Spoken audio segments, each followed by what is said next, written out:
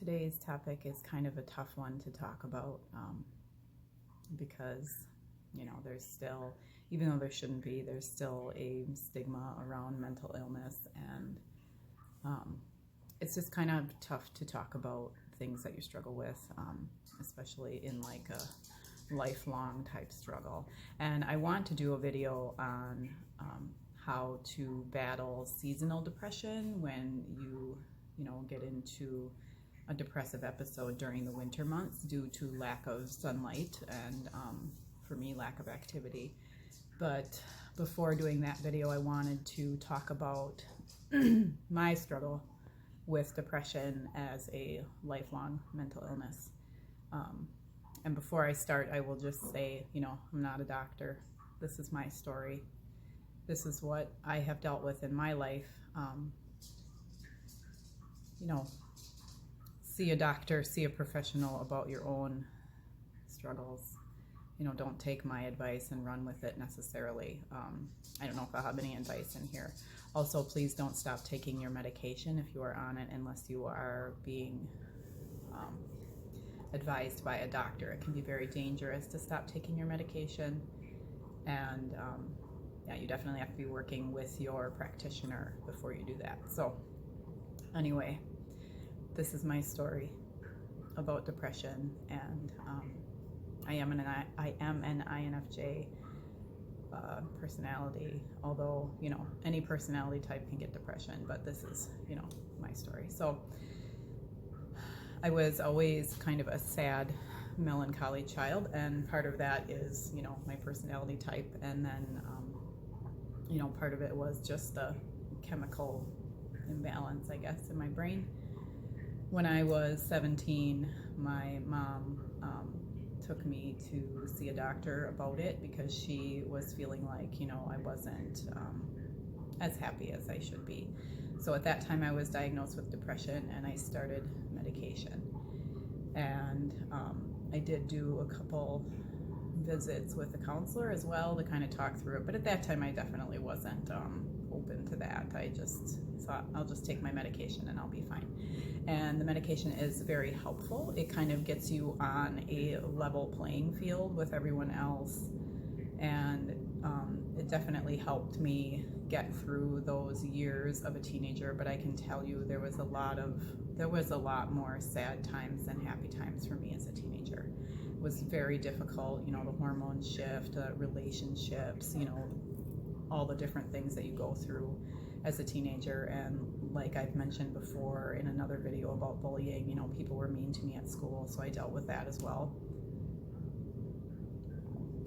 And then, moving into my young adult life, I met my husband when I was 18, almost 19, and that relationship was very good for me. He's a very lighthearted, jolly person, and I really thought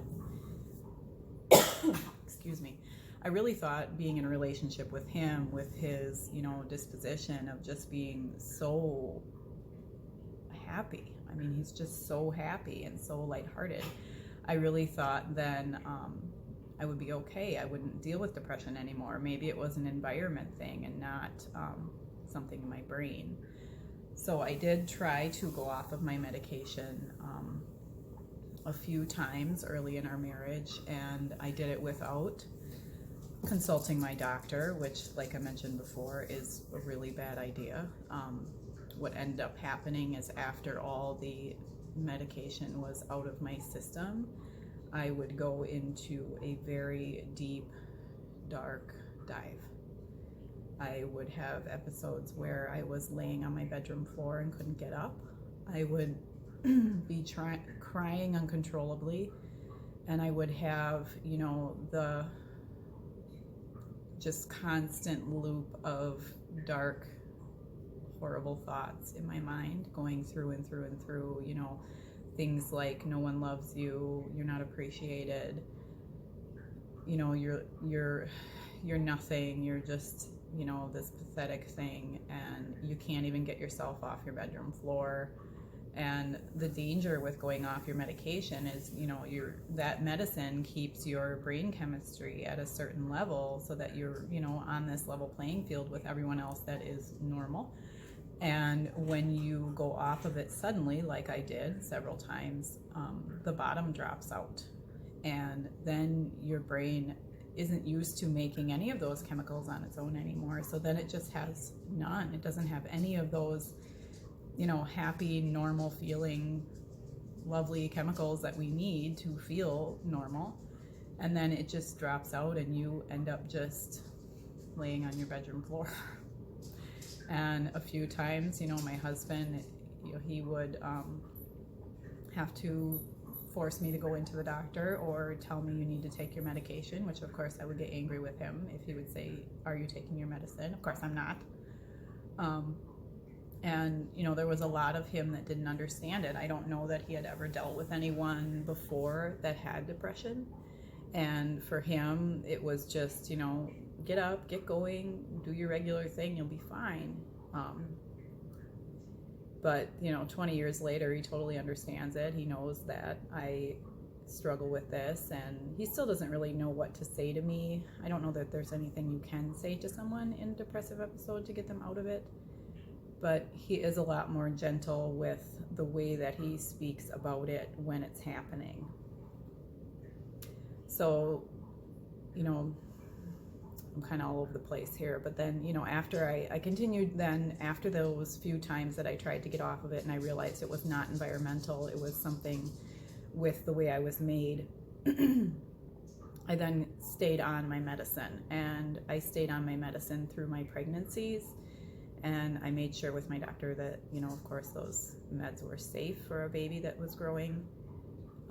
But I did struggle with postpartum depression because, that huge hormone surge, the bottom drops out after that too. And even though I was still on medication, after my second child specifically, I did have to add another one for a short time just to get me out of it, because caring for a newborn and other young children, and then dealing with depression and then the hormone shift and postpartum and all of that stuff was just too much for me. And I had so much shame over dealing with depression as an adult, dealing with depression as a young mother.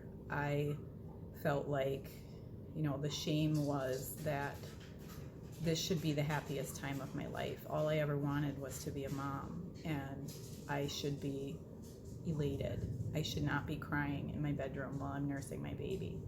I should be so excited for my life at this point. And I was. I mean, of course, there were parts of me, I loved becoming a mother. I loved my babies. I loved every part. Well, maybe not every part. Some of it's kind of nasty, but I loved, the whole thing about caring for babies and being a mama and, these little faces and these little souls that I had to care for. I just loved it so much. But there was still just this, I mentioned it before, but this melancholy processing state that I just couldn't get past. And, the medicine at that time really helped me to stay at least stable and to be able to not go into that deep, dark dive where I'd be stuck to my bedroom floor or stuck in bed or not able to get dressed or, so I would be able to care for my family and for myself. And then, as my kids got older, I just continued to take my medication and try to just be normal. But after a time, about 2.5 years ago, maybe 3 years ago, I decided I would really like to stop taking my medicine again, because I would really like to get to the bottom of where is this depression coming from? Is it something I can work through? Is it something that I can, go to therapy for? Can I do other things rather than take medication? Because the issue for me with medication is that I did have to change it several times. There were, of course, side effects involved with the medication. Some of them I didn't like very much, And the other part about taking medicine for me at the dosages I was on is that I ended up being very flat. I wasn't depressed, but I also wasn't happy. I was just in the middle, kind of, my husband would say kind of zombie-like. I still had, ebbs and flows with things, but I was just very, very flat. And I didn't like that. I wanted to be able to feel the full range of emotions, and, my brain just wasn't allowing me to do that. I could have a little bit of happiness, I could have a little bit of sadness, I could have a little bit of excitement, but nothing like I saw, of course, the extroverts in my house having, where they could just be so, so full of life, and I felt like I was just dragging myself along. So I decided then, of course, with the help of my doctor, to get off my medication. And then you have to slowly wean off, lower the dosage, and you slowly wean off. And once I was completely off of it, I did go into, not as deep and dark as other times, but I did go into a really low period where I was like, okay, this is what my brain functions like without this medication, where it really was just kind of a struggle. Of course, my dog is running around. I'm sorry about that noise. It really was just a struggle to kind of, feel normal and not feel like everything was out to get me. And, the dark thoughts come in of like, yeah, you're nothing, your family doesn't care about you, no one really likes you, you're insignificant. Insignificant is really a huge thing that I've dealt with my whole life, and I'm, dealing with that in therapy right now. But, those thoughts did come back, and I was like, okay, this is how my brain is functioning, this is what it does, so I have to deal with this. I have to figure out where these thoughts are coming from. Are they coming from my own brain? Are they coming from the enemy or something, demonic speaking to me? They're definitely not the words of God, because he does not say those things to us. He says that we are lovely, and he loves us, and we are perfectly made and perfectly put together, and that his thoughts are like the grains of sand. His thoughts over us are like the grains of sand. He does not think these things, and he would not put these things into my brain. So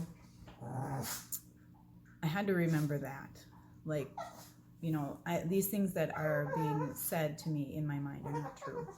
And I did then, so I was kind of just, trying to like sit with my thoughts and, say, that's not true, this is true, that's true, my family does love me. And then my dad died, and I did a video about that. I will, if I remember, I did 2 videos about that. I will link it in the description if you care to watch it. It's horribly sad, but I had to get those things off my chest. But then my dad died, and after that, I went into just an absolute tailspin. I did not know what to do with myself. I was so sad. I was like the saddest I've probably ever been in my life for that long of a period of time, and I just did not know how to function. And I was like realizing that I was going to go into complete and total meltdown and probably be institutionalized, because I couldn't, I could go about my day, but I was just an absolute zombie, and anything would set me off into just tears and laying on the floor. And and this wasn't immediately after my dad passed away. It was months after, and maybe even a year after, because I numbed myself for so long after he passed away that I, then all of a sudden it all hit me at once. And that got me into counseling. So I've been going to counseling over a year now, and that has been incredibly helpful. It was difficult. I don't like it all the time. I don't like talking about the bad things.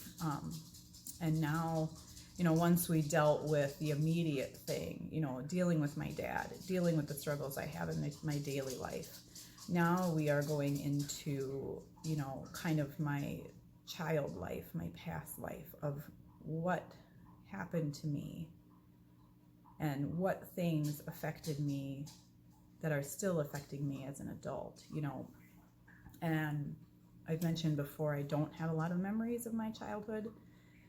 I have just a few feelings and emotions around things, but I don't have many clear, specific memories. So I don't have any memories of any trauma. I don't have a lot of memories of anything good either. So we're working on that. I've done 2 EMDR sessions, which are really cool, and you'll have to look that up because it's really difficult for me to explain. And I'm starting to work through some of the childhood things that have affected me, and that is a lot of where those repeating thoughts, those negative, dark, evil thoughts that I have are coming from. It's just the way that I perceived different things as a child that happened to me, and those things have kind of like followed me through my life. So we're working through that. I'm getting some healing, and that is so exciting to me because I just want to be regular. I just want to be normal. I love the way my brain functions, but I don't like the dark parts of my brain. And I'm getting into, of course, the time of year. It is December right now, and for me, December, January, and February are typically the worst months of the year. Seasonal depression is a thing, and it is a huge thing for me, and I struggle. So I think my camera battery's dying. Okay, camera fixed. Anyway, that's my story. I'm sure there's much more to it than that, but that's where I'm at right now. I'm actually doing really well right now.